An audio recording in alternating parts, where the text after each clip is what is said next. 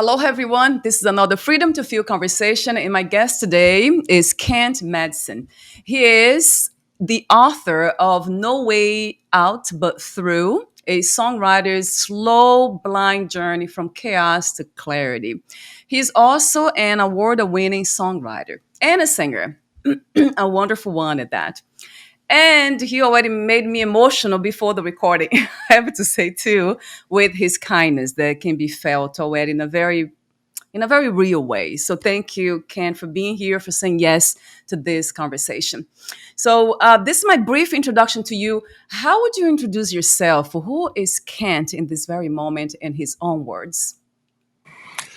I'm a guy who tries to be nice and try to do what's the next right thing. Nothing fancy to me. My friends tell me that I'm very authentic. Yes. One of my faults in life, or strengths, because they can be either one depending on how you handle them, is my sensitivity. I can cry pretty easily, and it can be good whenever you're trying to be help people, but it can also tear you apart when you're not in a great situation. That is so true. Yeah, I just spoke of sensitivity. I'm the same way. And a lot of people I know, they're like that. So, from the get go, before we dive into the book, what is your suggestion? What is your, let's say, what is a takeaway from your life at this point when it comes to being sensitive? How do we handle that part of us? Is your question, how do you handle being sensitive? Yes. Yeah. I think you embrace it.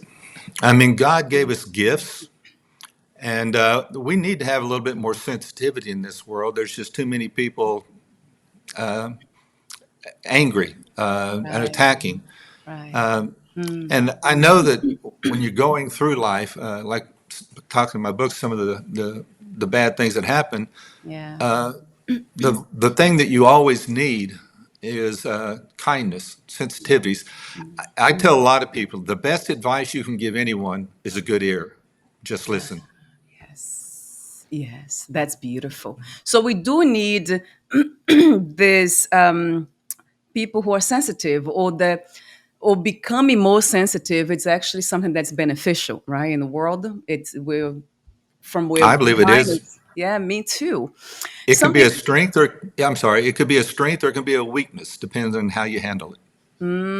Yes. Why do some people see that as a weakness? I've been in touch with so many people, and some people, including some people in my family members, they feel that way. They feel like kindness and being too soft, it's a weakness. In general, they believe that. I think that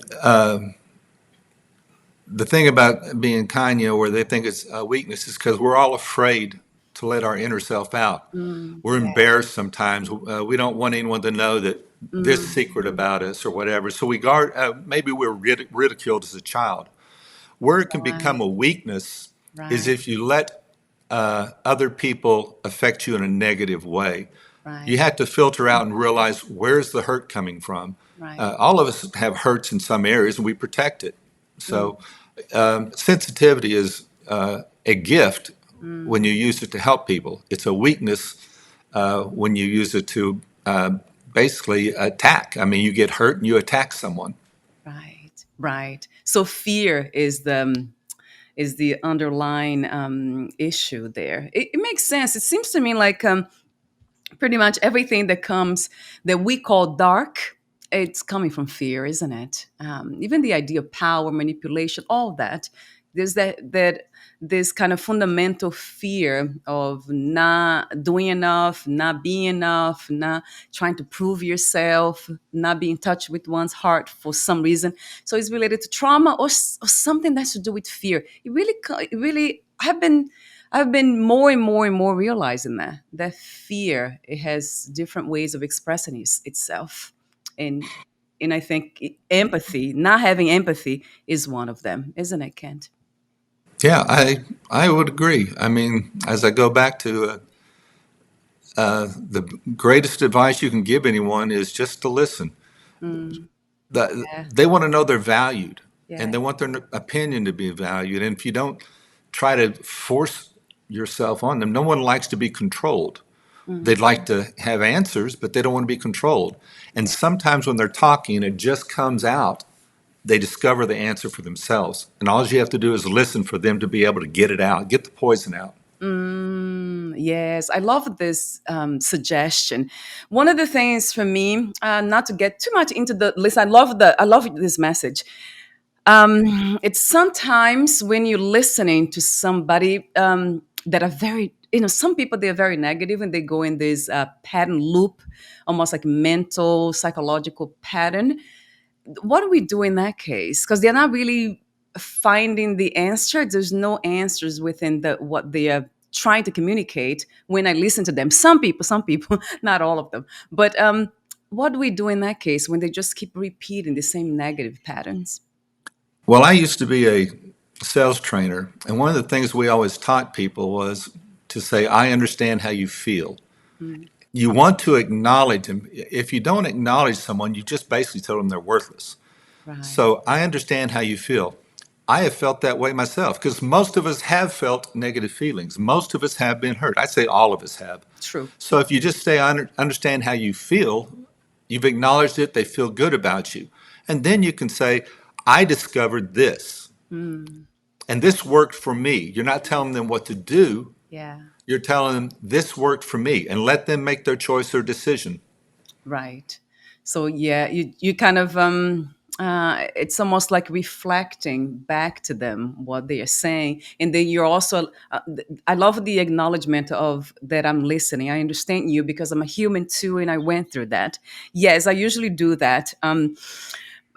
There are some people who they're very. I think we are so different. I guess there are some cases I would say with some people in their minds that they are not they have lost contact with the heart and with the spirit, and that this faith and trust that they're not able to find their way out of that. And I have witnessed that too, and I had to let go of those people, of course, being away from them because they couldn't, in a way, they couldn't help themselves, and they are not really looking for help.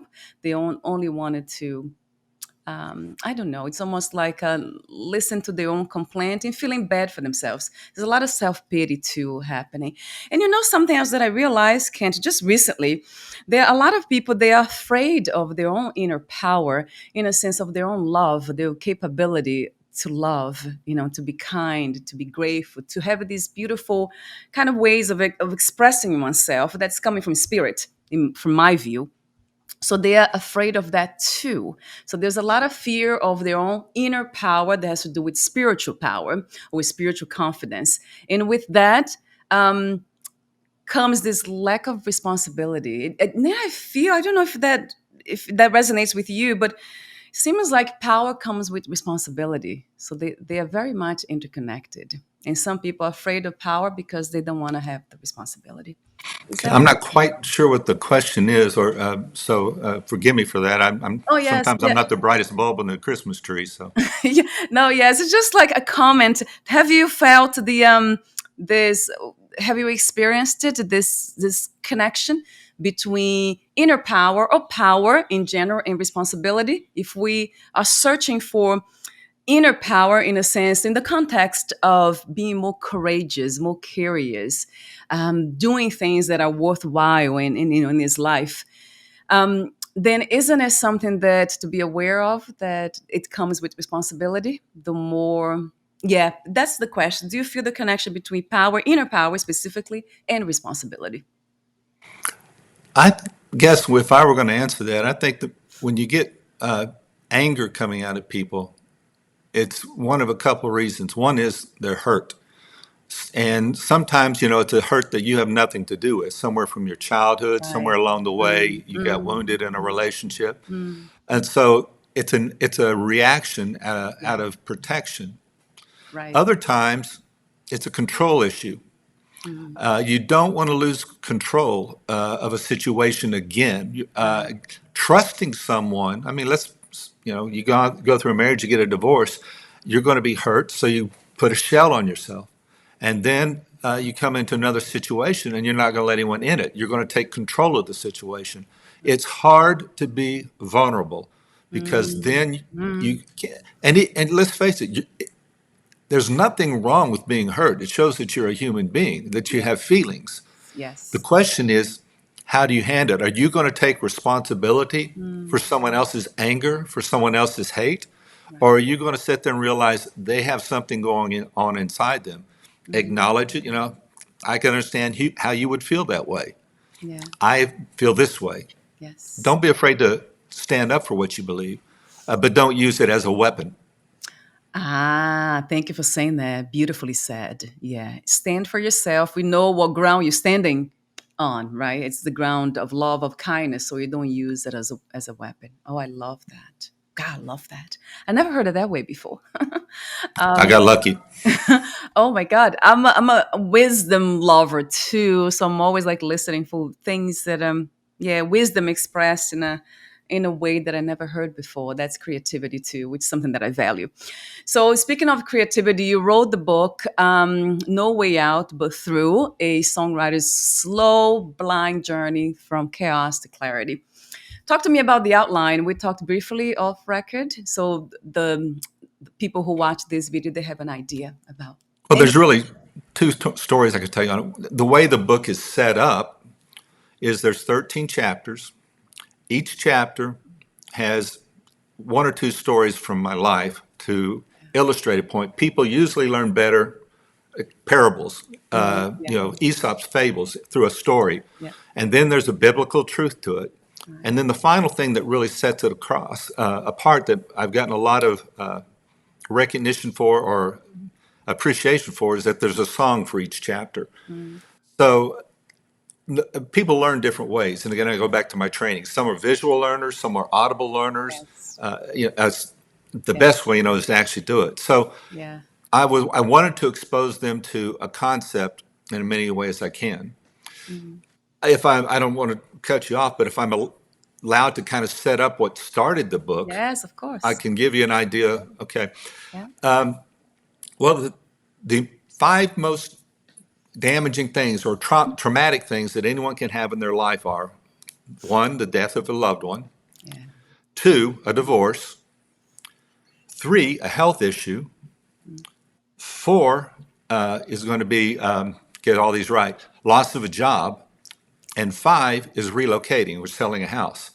In 2013, I did four of the five. The only one I didn't do was the death of a loved one. That came another year later. Yeah. In February of that year, I was rushed to the hospital, and I was scared stiff, and I had all these chest pains. They took me in the emergency room, and it turned out that I had a what's called AFib, and then I had pericarditis. So for the next, till August, from February to August, I was in and out of the hospital countless times. No, that's not true, about 8 times. So in August, I had my first surgery, heart ablation, and I was going to have a second one. And when I went in, I came out of the surgery, my ex-wife told me she was thinking about a divorce. So I've had the surgery, health issue. I now have this facing me. And then about 2 days later, my boss called me and said that our company was going out of business. And I was going to be out of a job, and my health insurance was going to expire one day before my next surgery. Oh, no. So the doctors moved it back so that I could get it covered. Right. After I got out of that surgery, went to counseling, everything with my wife. And then November 20th, she told me she wanted a divorce. And I left that day, and I don't remember much about the next 45, 60 days. I was kind of like in a fog.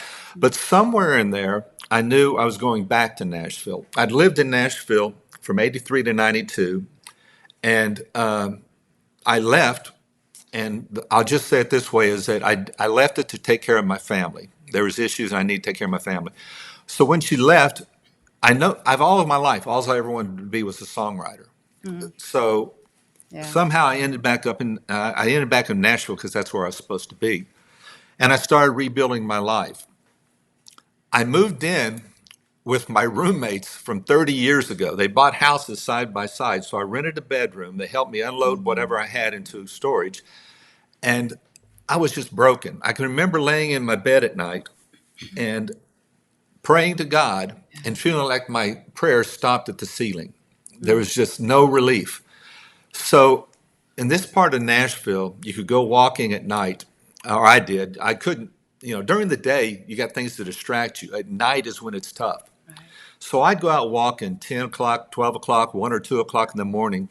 And I usually end up at this school racetrack, and I'd walk or run till I couldn't, I just, almost collapse.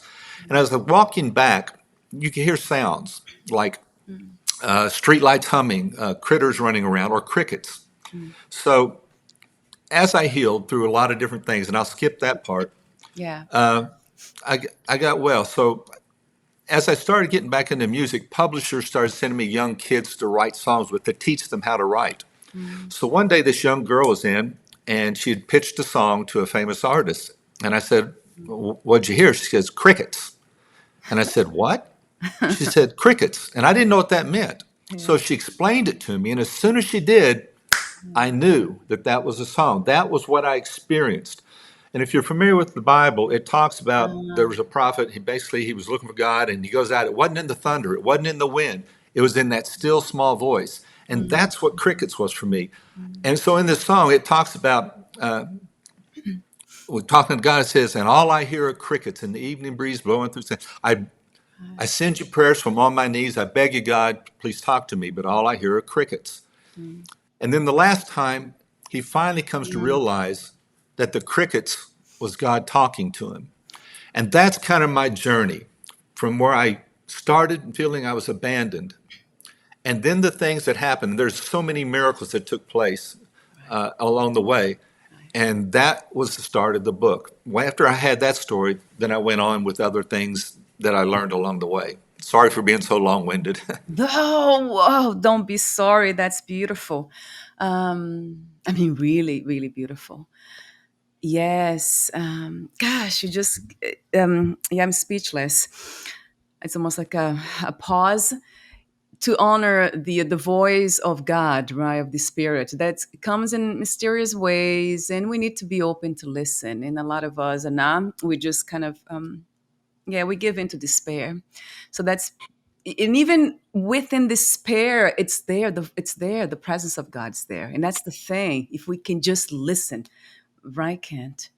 Yeah, before we went on, you asked me a couple of questions and about Christianity. Yeah. And I have to tell you that normally I tell people that I'm a follower of Jesus. And the reason I've done that is not because I'm not a Christian, but because it's become a label and a tag. And people are fighting over whether or not you sprinkle or dunk or whatever. And that is not what it's about. My faith is about following Jesus. And so I determine everything, or I try to determine everything I do by what I have learned from what he has taught and preached. Right, right. Wow. Which is it's really simple, isn't it? The teachings of Jesus. One of which is all about love. Love your neighbor as you love yourself. I mean, that alone could change everything. Everything. Simply It, everything. So it's yeah. one small, tiny, simple teaching that if we can live it, then it changes everything. And that's one of the questions that I ask myself, and I would ask you too. So, what does it take for us humans to finally kind of listen to the teachings of Jesus, at least like part of it, wholeheartedly? Does it take suffering and pain all the time, or are there other ways? Well, that's a great question. How you learn, I guess what I'd say is pain causes change. Mm, And I'm not going to say that God causes the pain. We are told in the Bible that no one is good, not one of us. And everyone's going to make these mistakes, and you're going to cause pain. But you were talking earlier about how do you, about interacting with people and all that, yeah, and not, like someone's hurting and they're negative like that. That's pain. yeah, And the only way that there can be change yeah. is through love. Now, did God cause that Mm, pain? Probably not. I mean, I have a very close friend who lost his son to a drug overdose. yeah. And he wants to blame God, and I can understand that. Like I wanted to blame God for my divorce. But if you get right down to it, should God have, the reason he died was because of drugs. Now, was God responsible for that? That doesn't mean he's not present, that he doesn't love you. It doesn't mean that he doesn't love my friend. But it's hard to accept. We want to blame someone. I want to blame someone for my divorce. He wants to blame someone for the death of his son. Pain is something we have to deal with. But it also, if you listen to it, then you can find, okay, what caused the pain? And usually, to your point of view, it's an evil spirit. From my viewpoint, my faith, Yeah. demons, devils, whatever. The preaching of Jesus is, and I don't want to speak for him, but you love your neighbor. You love people. You do what is right. You're sensitive. There's so many words. Another reason why I call myself a follower of Jesus is so many words that are used by the different denominations of faith have these one meanings. And I think that there's different meanings that we have to be aware of because we put our skin on something that's bigger. Yeah. I'm talking a lot. I apologize. No, gosh, cancer, do not apologize. I love that. I mean, I love wisdom. So anything and you're a very wise person. I know you're very humble too, which is part of wisdom. It's being humble. But I mean, it feels like a song to me. Speaking of a song, when you say God was the songwriter and I was the song, I mean, that's just beautiful. And I have that as the topic of this episode. So that's the title. It's so poetic. I mean, everything that you do, I mean, that's what your essence is. Even your profession is. It's so poetic. And I think that's what life is all about, isn't it? Well, as a songwriter, that you create something out of chaos. We go into a room and you may have an idea, but these things start coming in from everywhere and you filter it out. Yeah. And this works, this doesn't work. One word can change an entire sentence, an entire paragraph. So God is like that. There is chaos around here. So he's dealing around putting little things in place, guiding things from, like my coming back to Nashville. I'm crushed. I feel like my life's over. But it reopened what I was supposed to do, which is write songs. And my wife, I'm remarried again. Yeah. Wow, what a beautiful woman who's changed my life. So pain will cause change, and out of chaos can come beauty. Yes. Yeah. So that's the metaphor for that. Beautifully put. And going back to what you said, I have a section here in your book when you mention about some people that blame God for the suffering that they go through. And then there's something that a part in your book, I'm not linear. Speaking of chaos, so I kind of only go for things that are really cause my attention. And there was a part that you say devotional writer, this is a devotional writer and a mystic. His name is Thomas Merton, I think his name is. Yeah. Yes. So he's speaking of a classroom on novice at a monastery who once asked him, does God do all the work of redemption? And then he said, yes, God does 100% of the work, but also us. So us as humans, we do 100% of the work, and also God. So talk to me about that, because that seems to be like right there, it's like the dance again, this co-creation, God, human. I would love to hear from you specifically about this section that you wrote in the book. Well, that's that new math that they're teaching kids in school. Pardon the pun. God, for me to even pretend that I understand him is, and one of the things about writing this book is like, I can't really speak for him. So I don't really understand, but I know that he is the Almighty in charge of everything. Right. Now, again, I go back to, if someone makes the decision or choice to like drugs, or someone makes the decision to go out and shoot someone, is God responsible for that? He did not cause it. So it's almost like there's this parallel thing going on where you can work within the system or you can work without the system.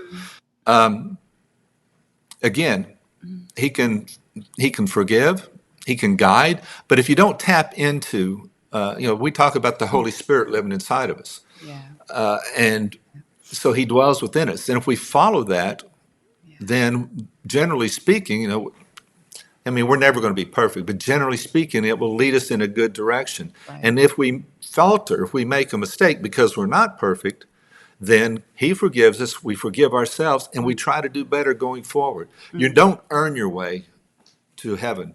You get it by grace. And if grace is the undeserved love, and that's what we all have, is undeserved love. If we look for it, it's there. You're going to find what you look for. If you're looking for a piece of gold and you don't find it, it's because you're looking in the wrong place. Right. So true. That is so true. I heard once that, see if this is connected to what you're saying, that all the misery, all the suffering in the world, it happens because it's a part of us that has forgotten God. So it's coming from the place of forgetting. So by forgetting that we are one with God, that we're children of God, that causes all the chaos, all the suffering. That's what I've heard before, and it makes sense to me. It just does. It really does. Because it's about choice, as you said. And if we are devotional and if we are practicing listening to that voice that we know it's coming from love, then it's not possible to make too many mistakes because we are coming from love anyway. So that means God's love.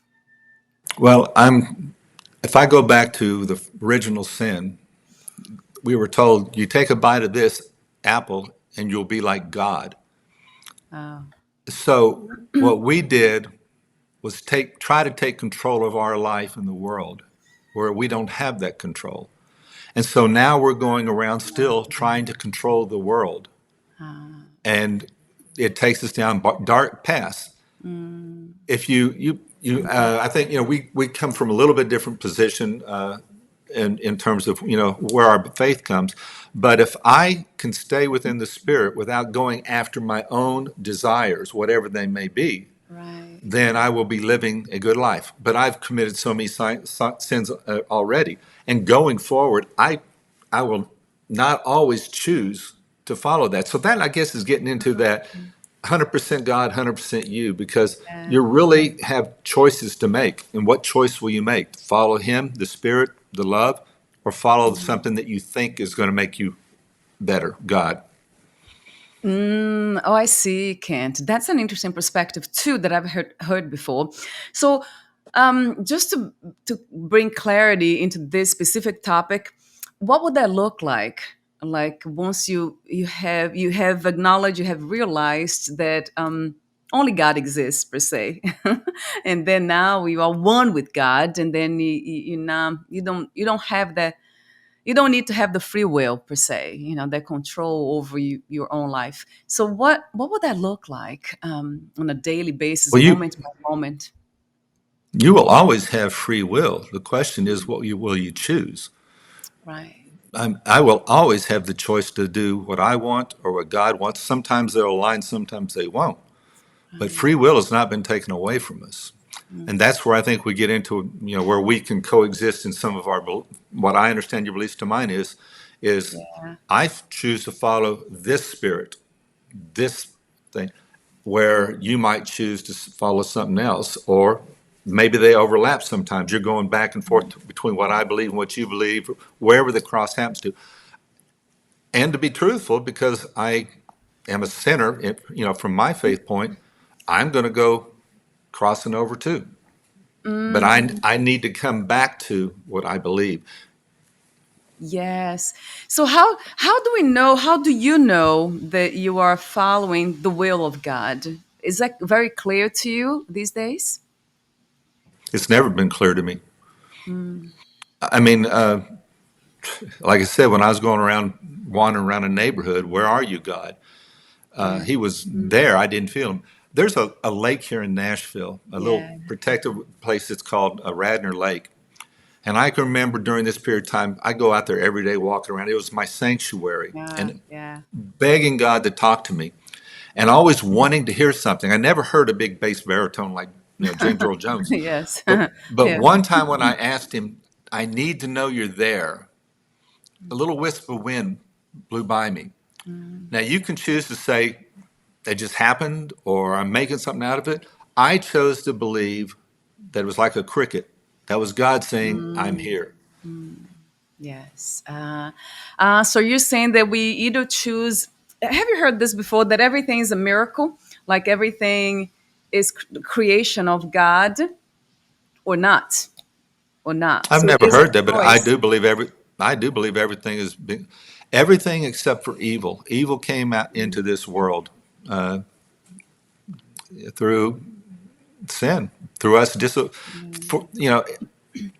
Even someone who is not a believer I think they know and understand this is not good. Yeah. So, but they choose to go down whatever path because they don't want to give up whatever it is. There's how do you, they don't want to, they feel like they're giving up themselves. I mean, like, I'm not going to let anyone control me. I want to make this choice. Yeah. That's the best I can say. You're asking me questions that I'm going to have to think on the spot, and I'm not for sure. Yeah. I like that. I love spontaneous conversations, because that's when it becomes like we talked before. Like the more we listen and the more we communicate in a very open way, curious, respectful, then that's when it's almost like, you know, questions that are meant to be here, they just come to be, and answers that are meant to be here, they also come. So yes, so you said everything. I really see everything as a creation of God. Everything is a representation of God. But there's something about evil, right? And that for me is the part that I call ignorance. It's a part of us that choose not to believe, as you said, choose not to abide, not to align with divine energy, with God. So it's almost like the free will. So and and I don't know how much of that, Kent, is really real too, because in a sense, if God is unconditional love, then it gave us the opportunity to choose. It's almost by within the, it's almost like making playfulness out of chaos too, so we could find the way again. It's almost like this world could not exist if we didn't have those two polarities. Like the that's the reason why we are able to see even different things, because it seems to be two different things, but it's not. You, me, and all the sky, the earth. To me, it's everything is kind of and it's not this new age idea of oneness, which it is too, but it's also, to me, it's very clear that only God exists. So nothing else exists but God. And that's why it makes it easier for me to walk this life too, not afraid of anything in that sense. Well, while you were talking, one of the things that came to me is if we are forced to to quote unquote love someone, well, it's not love. It's a choice. And so when we talk about free will, you're free to, because you are free to do something, everyone would consider bad or make a bad choice. Yeah. Then there is a choice. And so good and evil, which will you choose? And you will not have love unless you make that choice. Yes, that's true. And that's the interesting thing about that. If God, the Almighty, that created everything in its own image, then it created also the free will. It created the opportunity, the possibility of us choosing between one experience or another, which is interesting. And that really resonates with unconditional love and freedom, which to me is what God would represent beautifully. You're just you're my son, and you go out there and you just be you. And then in that being you sometimes might lead you to suffering, and it might lead you to choose darkness. But I'm here when I'm always here. So there's something about this, the concept of God, that always comes to me in that way, like really big in that sense, big love. You can always come back Well, to you me. talk. Well, you talked about, like, used the analogy of a son. If your Yeah. son does something bad, will you stop loving him? You You're see, going to no. always love him. So if God created us, we're his children. If we mess up, we won't be happy with what they've done. Well, he won't. It's not that he'll stop loving us, but if we choose to not, if we choose, like if your son, whatever, just says, "I don't want anything to do with you," then that's a choice. You have the choice, and it will never be truly love unless you have the opportunity or the chance. Then it's just slavery. Yes, you just said that in a very clear way, right? So God is not about controlling. It's not I will only love you if you do exactly as I say. So there's no such a thing. That's the beauty, isn't it? That's the really to me that's real power when you're able. That's why God has that power, that Almighty, this perfect power, because it's open and it's free and it's all about unconditional love. I love you anyway. I mean, that's the most beautiful thing I can ever contemplate in this life. I don't think there's anything more beautiful than that. I love nature, but then again, nature is created by God, so God, I'm devoted to God, the beauty of God again. So there's something about that. I know that's we are a little bit going away from the idea of sin, which has to do with Jesus. And I really believe that Jesus came to really show that to us as well. That's what I've heard before, if I understand something about the Bible, that he came to, it's almost like take away all the sin of humans. So in a way, we are always loved, we are always cared for, we always have the opportunity to choose living a life free of suffering. But then again, because God's not controlling, it's still within that freedom. We can just choose. I mean, it's just the most beautiful story I can ever. I mean, it's the most beautiful story too, isn't it? When you think about storytelling. Well, let me ask you a question. Yeah. You're all about love. You're all about following a good spirit. Have Yeah. you ever done something that was not loving? Yes. Okay, well, I appreciate saying that. So, I'm trying to think about what it is still, but yes, well, yes. we've all done things that we know maybe it was cheating on our time. I don't know. Oh no, not cheating, There's but yes. things we've done. We get mad, we get hurt, we lash out. So, even you, who's working so hard to do everything that's right, has done something wrong. Well, if we're talking about a perfect God, he really he can't live. That cannot be a part of where we're going. So, how does that be taken away? Well, there's an innocent man from my faith who died so that everything that I've done wrong, good or bad, or everything I've done wrong, bad, and I've done a lot bad, trust me, is Oh, gone. And now I'm free yeah, from purified. every bad decision I made. Wow. Yeah. Kent, I've been because I'm almost like, in that sense, when it comes to spirituality and religion, I'm very much like a mystic. So I need to experience in order to know it's true. In that sense, not God, it's one thing as a whole, it's one thing. But when it comes to the experience of God, then it's different. The human experience, the experience of spirituality, of God talking to us, all that has to become an experience.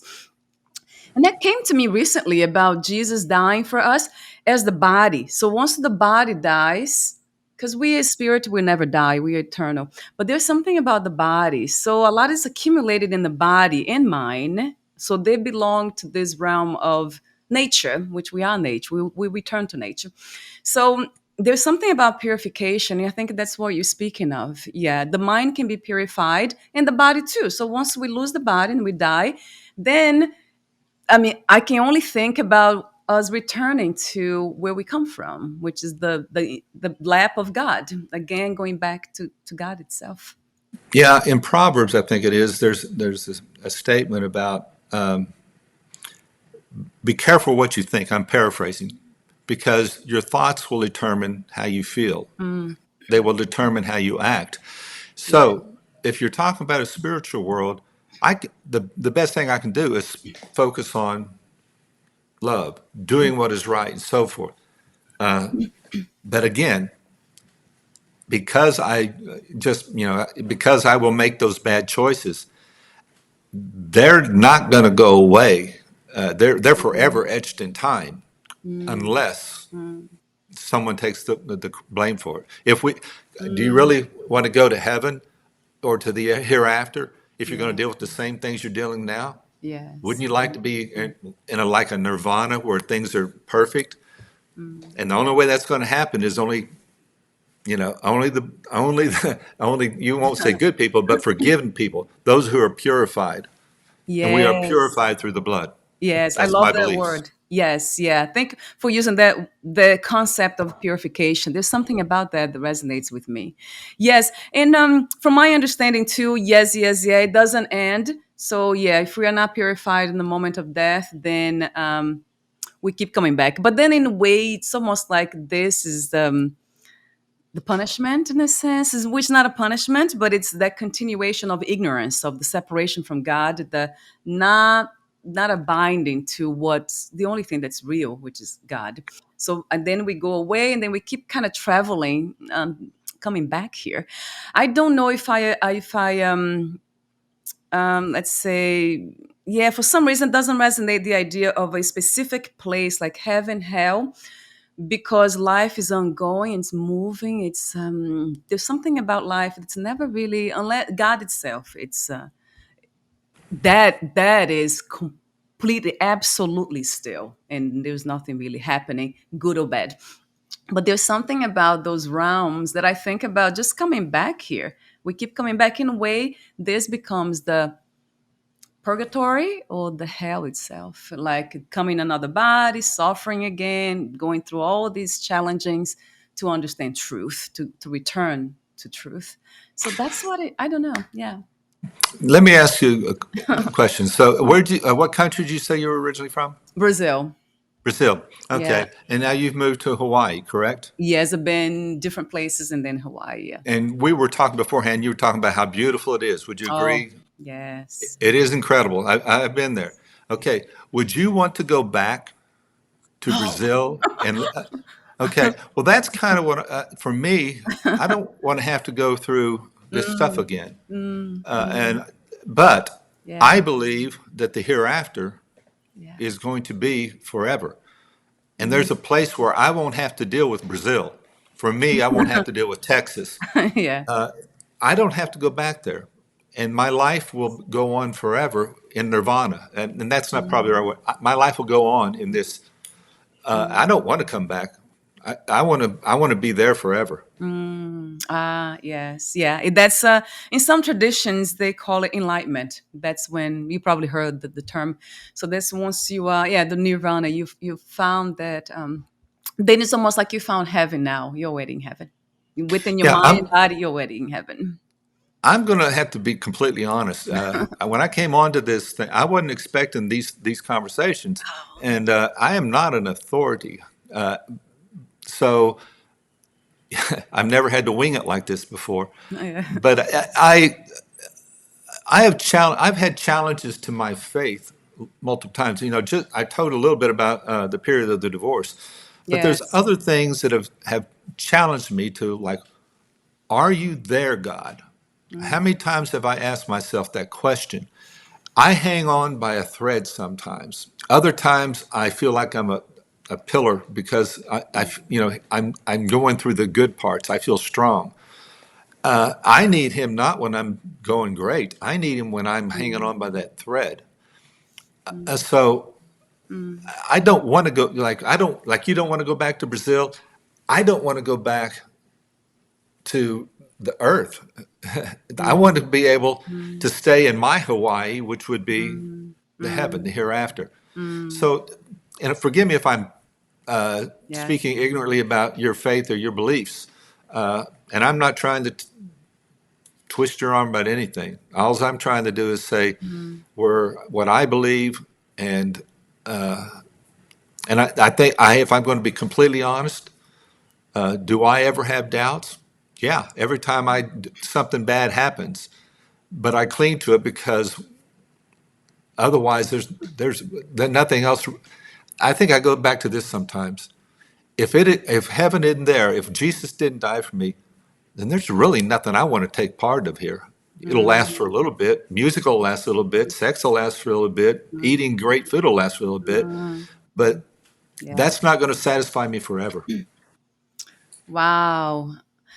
I love everything that you're saying. It's there. It's actually, we're speaking about the same thing, Kent. It's same thing. It's just different orientation, a sense of religious background. But all religions are in the world that I have found, they all come from, they arrive at the same place if there is a destination. That we are all spiritual beings. We're returning to God at some point, even if we're just going round and round and round with all this suffering.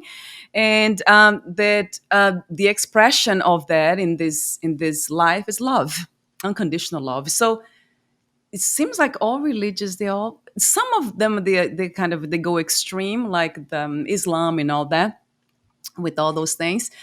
But there are sectors of Islam too that's all about love. Like Sufism is all about love, and they are very devoted to love. They're the kindest people you meet. So it goes back over and over again to the same thing. And I love your honesty. I love the way you're very present to say that here in the recording. That I actually never expect. I never know where the conversations will go, but because my orientation again in my devotional self, it's all about this, exactly what you said at the end. I'm not interested in anything of the earth, but something that it's connected to God, that is God itself. So has been my path too, in a different way. Well, I'm not trying to force anything to. For me, I'm going to respectfully disagree that all religions have this one thing. For me, there's a crux. That is, and I think you might agree to this. There is not anyone on this earth that is perfect, that hadn't done something wrong, that hasn't done something like that. Would you want them to be in heaven or nirvana? Would you really want to have to deal with this same stuff again? The only way, and we know we can't live perfectly. We proved it billions and trillions of times with all humanity. So the only way is, from my viewpoint, is through the blood of Christ. I am washed. There's my Texas accent. Washed instead of washed. I am washed in that blood. And because of that, an imperfect, sinful human being who's tried, can now go in there clean. And now that's how nirvana, heaven, will exist, as long as it's perfect. If we go in with what we have, that place will be messed up pretty quick. Yeah. So you're speaking of perfection again. But how is it possible then, Kent? Like you, for example, is that something that do you feel? I know you mentioned before that you still have some doubts here and there, but what is this? What you looking for before you lose the body, before you're no longer on earth? To be one, to be washed by the blood of Jesus. I will never be perfect on this side of heaven, as much as I want to. And I'll be honest, sometimes I don't want to be. I mean, there's some people in this world I'd like to really get hold of and take it, get even. No. Oh no. Yeah. I deal with, temptations every day. Sometimes I give in, sometimes I don't. Yeah. So, Yeah. I'm never going to achieve what I want to be. And I like the freedom of knowing that I don't have to. I do the best I can. That's part of it. But because of my Savior, and I'm speaking strict, and I'm not trying to tell you what to believe. Yeah. I'm speaking because of my Savior, and all I have to do is believe. I don't have to be perfect. I just have to believe. And when I cross over, after being washed in this blood, I don't know how that goes about. Maybe we go through. I don't know how that works. Yeah. But when I arrive there, the way they describe it in Revelations and in the Bible, the majesty, the beauty, the purity of it all, pearly gates, whatever. That is what I could live like that, but I'm not going to find it here. And I will never be able to live up to that standard here, nor will anyone else. If I want perfection, I have to cross over, and it has to be different. And the only way I can cross over, from my viewpoint, is through the blood of Christ. Yes. Wow. You're never going to have me on this show again. Mm.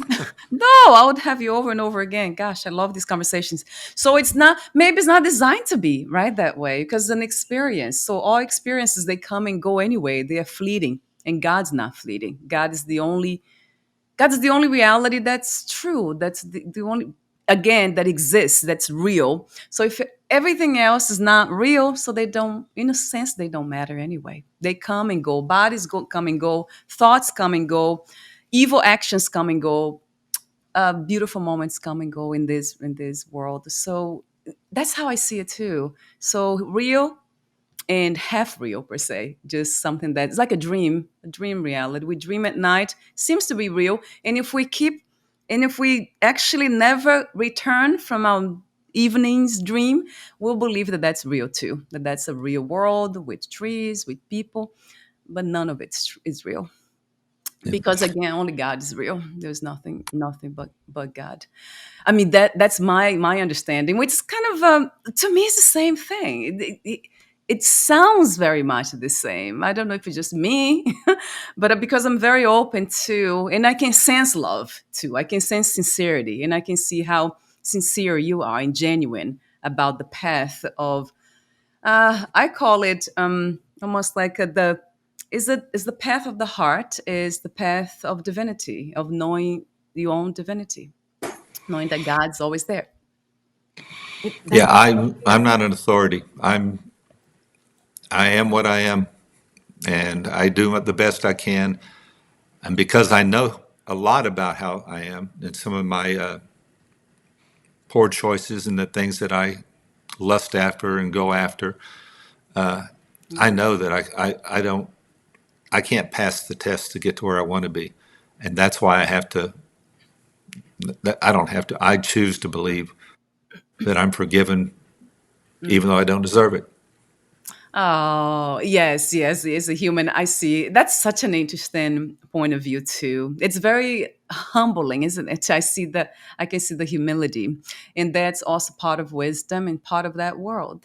Being humble, you're recognizing something that is not permanent. It's not forever. It's not, in my opinion, not real. So, but you're doing the work you're doing, you're saying authority. That to me makes you as an authority, that humility, that wisdom, this openness, this honesty. To me, that's more important to me, from my perspective. I have met a lot of people, and I really feel like just people who are they're willing to just show themselves as they are, question, and have conversations like this that you're not really prepared for. We came to talk about your book, and to me, Well, it's yeah, all about your book. It's all about your book. You have been writing. God was a songwriter, and I was a song. I mean, that says everything. The way you have outlined the book, you just brought scripture, the Bible, there, your music, everything's so interconnected that we can't really separate. The truth for me has been that you cannot separate yourself from God. It's impossible. So God is in you. They are so connected in us. And that's what yeah, he writes really beautifully. yeah. The parallel to what I think you're saying, which is what I'm trying to say in the book, in the title is music, writing songs, which is what I do, comes out of chaos. Out of it comes order, structure, hopefully beauty. Yes. This world, Uh, God is the one who takes this chaos and me, God took me, who's all messed up, and He's made a song out of it. And the song isn't finished. So right, right. that's kind of the parallel for me. And music is besides my faith, music is. I cannot tell you. I wrote my first song when I was 5 years old. Gosh. Music is something, and writing songs is something I've always done. And if you go to the book, there's a couple of chapters that for me there's all those chapters. But there's a couple of chapters that really stand out. One of them is a chapter on forgiveness, Oh, yeah. and then there's one I have it that here. about miracles. Mm. The miracles. I don't know how much time we have, but this might be a long story. Yes, yeah, I'd like to hear it. So the main reason people know anything about me is because I've written songs with Garth Brooks. And all of a sudden, I mean, it's interesting. I introduced myself. I say I'm a songwriter. I'm Kent Maxson. I said I've written songs with with Garth Brooks. Everyone stands up, and that's kind of interesting. So they asked me, "How did you meet him?" Well, I'm going to give you two parts of the story. I was working at a company here called Circuit City, which is why I went to Hawaii, by the way. So Yeah. I was working there, and I was in a store as a salesperson. And I'm big. I'm about 6'7". And so whenever someone came in, like we used to have vagrants come in, and it was bad for business. So my boss would have me escort them out. Right. So Right. one day, this bum came in. I say bum because he was filthy, rags on, hadn't washed in probably a month. And he said, throw him out. So I go over, and he was sitting on this end cap. And as I got closer, he looked familiar. I didn't know how. And so I said, do I know you? And he stood up and says, Randall Tex Cobb, damn glad to meet you. And I don't know if you know who Randall is, but Randall fought for the heavyweight championship of the world, and he's an actor and been in a lot of movies. Oh. So he was from Abilene, Texas. I grew up in Midland, Texas. So we started talking. Oh. And then he says, well, what's a Texas boy like you doing out here? Yeah. And I said, well, I'm one of those songwriters. Well, you are? Well, my wife's one. She's over in the other part of the stores. Come on over. So I go over, and he introduces me to his wife. And I spent a little bit of time, and they ended up buying a stereo. And they said, I'll buy it if you'll put it together. And I said, well, I'll put it together if you'll listen to my songs. Okay. So I go over to their house, put the stereo together. They listen to my songs, and Sharon says, you're pretty good. You need to talk to Bob over at ASCAP. Okay. So I called up. I said, I need to speak to Bob. And they said, well, he doesn't work here anymore. He left. But since you're a friend of Randall and Sharon's, here's his phone number. Okay. So I call up Bob, and I say, I was told that you could help me with my songwriting career. Randall and Tex Cobb put me in contact. He says, well, I don't really do that anymore. But because you're a friend of Randall and Sharon's, okay, come on over. Oh, I go on over to him. Right. And then he's listening to my stuff. He says, you're pretty good. I quit ASCAP to manage this new artist. I think you all would write pretty good. And it was Garth Brooks. Now, I tell that story, and there's a whole part before that, because we think miracles are something that happens like that, Yeah. water into wine. Right. Miracles can take place over time, and they're little things. God hides in them. We don't see this little checkerboard that he's playing on. So, and how I got to that point is actually, forget if I talk too much, tell me to stop. No. So Okay. I went to college in Lubbock, Texas, and my girlfriend and I broke up. A couple of months later, I called her up and says, will we ever get back together again? She said, nope. Why don't you go to Nashville? You always wanted to do it. And I was kind of surprised because I thought my music was more for LA. But so I started thinking about it. And the next night I I was part of this youth group at a church. And I went to that church because that's where she went. So here's part of that story. So I'm talking to someone there. And I said, she told me I should move to Nashville. He says, well, my in-laws live there. I bet you could stay with them for a couple of days. Okay. So I promised the group I was in that I would finish the album we were recording and that I'd finish the shows that we had booked. So the very last night I was there, September 18th, 1983, I know it's because it's the day before my birthday, I'm singing on stage, and she walks in with one of my best friends, sits on the front row, and sits in his lap and starts kissing him. And I'm thinking, man, I'm standing up here dying. You're sitting down there acting like a fool. That just stuck with me for years. So I moved to Nashville. All the things that when I moved to Nashville, I stayed with these parents of this guy. And so they said, you want to go to church? Okay. So I went to the church that they went to just because I didn't know any other churches. So I go there. And one day, this lady from the church called me and says, Circuit City is looking for someone as salespeople. Well, that's how I got with Circuit City, which led to that whole Garth Brooks things. So I'm writing with Garth Brooks, and this is before anyone knew who he was. And we were writing, the second time we ever wrote a song, you always look for what we call a hook, which is that twist. Yeah. And by that time, that thing about I'm standing up here dying, you're sitting there acting like a fool, had become, from where I'm sitting, I can see where we stand. So the second song we ever wrote, that's the one that Gary Allan recorded, and that's what got me my gold record. So again, all those things connected are a miracle, but we get lost in all the details. Who's to say that my grandparent somewhere along the way says, I want my grandson to be able to write songs? Right. Who knows how far in history these things go? We don't. Right. God works in the shadows. We just need to be aware of it as best we can. So Yeah. there's another one of my long stories. Wow. It's so true though. And it's so, so true. You see, sometimes we need a story to kind of illustrate that more clearly. Yes, I absolutely agree. But that also means having faith then is very important, right? Can't like trust, faith. There's something about that that keeps kind of is a message for me. So I don't know a lot of famous people. Like, no, a lot of times, here in Kauai, there are people who own a lot of those famous people. They own places here, and then I'm introduced to some of, but I don't know them. It's kind of funny because I don't know a lot. I don't watch TV, so I'm not really in. Yeah, I live like my own simple kind of life that I'm not really in touch with the world out there.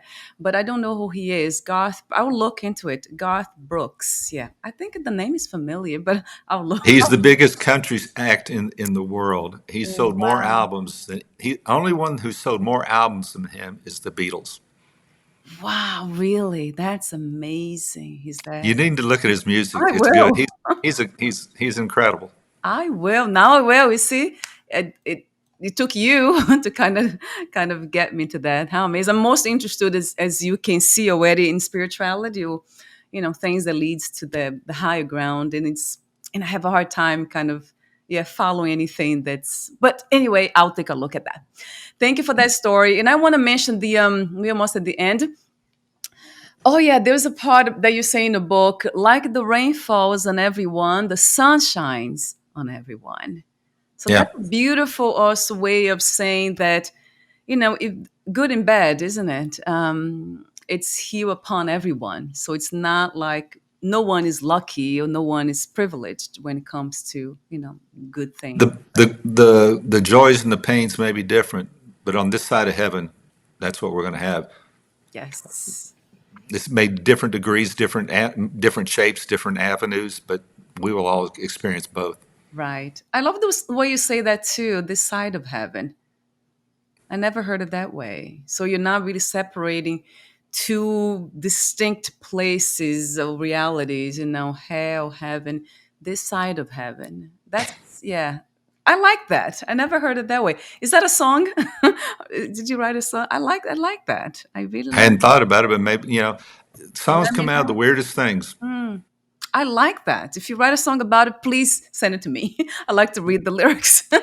I Okay. like that a lot because you're not creating the very sharp separation between two worlds. It's like God's here too. So this side of heaven, we might feel less the presence of God because we have chosen not to forget, but it's still here. So yeah, that's beautiful. And I love the way somebody talked about your book. Was it in your book that I saw that? Anyway, by weaving together memoir, music, and spiritual reflection, No Way Out But Through becomes more than a book. It is an emotional pilgrimage. It invites readers to listen deeply to the songs within, to the silence in between, to the quiet, creative force of a divine composer shaping meaning even in our darkest passages. Yeah, I love that. well, the parallel for me was, I'm a songwriter. I create things, as I said, out of chaos. Right. God does the same thing. And when I say I was a song, I was chaos. And he took me out of hell when I was going through that divorce. And I still have things go right and wrong here. But now I have life, I have hope. So out of chaos, he created a better life for me.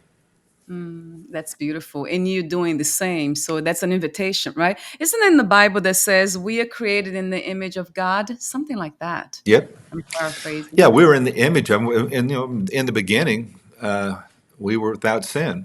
The devil tempted us by saying, if you eat this, you will be like God. And that's where it all started. But Yeah. we were and are created in the image of God. So the good you see can exist in all of us. Yes, and I love the way you talk about it. You keep going back about your ability to create, and that goes back to me to the, this essential nature of God, of creation, of creating all kinds of things. So, And well, it's interesting you say that because one of the chapters talks about that because we are creators, going back to nature. mm, If you're dealing with crime and evil, people, robbing people, sexual abuse, and all this kind of stuff, yeah, and even the concrete and the noise, you can't even see the sky because of the lights that block it out. So one of the things my wife and I did is we bought a little tiny home out in the middle of nowhere, mm, and we can walk at night and we can see the stars. We ah, can go. There's a little waterfall close to us. yes, Getting to nature, like you've done going to Maui, yes, you can experience God because now you're getting away from all these man-made things. It's mm, you communing with God, and creation is there. It mm, inspires you. We mm. all are made to be creative. Yeah, that's it. Yeah. And that's how I feel about the sacredness of nature, right? Sacred because not touched by the human mind. It's like created. We cannot force anything to grow like a flower. You see, even if I know nature has been manipulated now with a lot of pesticides and so many other things that genetic modified foods and all. But there are areas like here in Hawaii that you go and you see that's just nature being nature, like it's sacred, touched by God, nothing touched by God. It's just like really, it is. You're right. It's like the most magical thing. I love doing that every One day. of the ways to experience God is to go out away from anything else, look at the sky at night, see the Mhm. stars, and be in nature. You Yeah. can experience Him there. It's you're not being distracted by all the chaos. Right. Yeah. Yeah. You're right. Nature symbolizes order, harmony. That is so true. I mean, I always never thought about exactly the way you're saying. So, yeah, it symbolizes clarity, right? In harmony. For me, it's harmony. Oh my God, I could talk to you forever, Kent. So I love the chapter about forgiveness too. So forgiveness is chapter 6. Forgiveness has a soft voice and a tender heart. I love that. It is not the lack of love that kills it in the end. It is refusing to forgive. Wow. Yeah. Mm, If you don't forgive someone, you are a prisoner in a cage. You're bound to them. yeah. And if you forgive them, you're free. Yes. Otherwise, they hold control over you. You're True. giving them the control of your life. Do you Yeah. really want to waste your time, your Mm, energy, your passions on mm, hating someone? right. It'd be better just to love them and move on. If they don't want to be around you, okay, that was their choice. I don't have to scoop down to that level. And it's hard sometimes to forgive. There's some people in my life that has done some things that Mm, just and I hated them for a while. I wanted to get even, but the only way I could be free was to forgive them and move on. yeah. So you choose freedom again, has to do with God. Yeah. God, Yeah, love. Yeah, it's freedom. And you wrote a song about that. There's a song that you say that, I think the chorus, you're gonna see what you want to see. You're going to believe what you want to believe. And that it's a hard thing to do, but you have to choose to let it go or keep holding on because love cannot live without forgiveness. So it goes back to yep, love, forgiveness. I mean, I just, what can I say? I just love, and I'm very devoted to this kind of path that you have chosen. It's a choiceless choice too. It feels to me like God has been guiding you since you're born because you already connected to music and you're doing this. So there's a lot of harmony there. Speaking of nature, so music is the same thing. It's harmony. It goes back to that sacredness. Thank you so much for your beautiful presence, for our conversations, for your patience answering these questions and having this spontaneous conversation, not having the agenda of being specific, doing specific things. I don't think, like you said, now life is chaotic too. And I don't think we are linear. So there's no, with me, and I don't consider it to be chaos. I think it's a gift. Just that I'm not interested in certain things. I'm very kind of, and sometimes I'm all over the place, but always goes back to love. So I'm okay as long as that happens. It always goes back to love. Your website Well, is kentmadson.com, and you are on YouTube. Your book is on Amazon. Please let me know if I missed anything, and how would you like to end this conversation for today, Kent? well, I'd like to say thank you for allowing me to be on here. It's absolutely not what I expected, Right. but I have thoroughly enjoyed it, and I hope if you're free to call me, connect with me, and don't Yes. lose touch. I mean, I'm not going to be doing these every time because you got other things to do, but Right. I love to make friends and stay connected. Me too. I do with most of my guests. Sometimes they come to visit. Oh, and I visit them. It's beautiful. I feel like I already know them. I will talk to you off record. But for now, thank you so much again. And we'll talk soon. We'll definitely be in touch. Bye for now. All right. Thank you.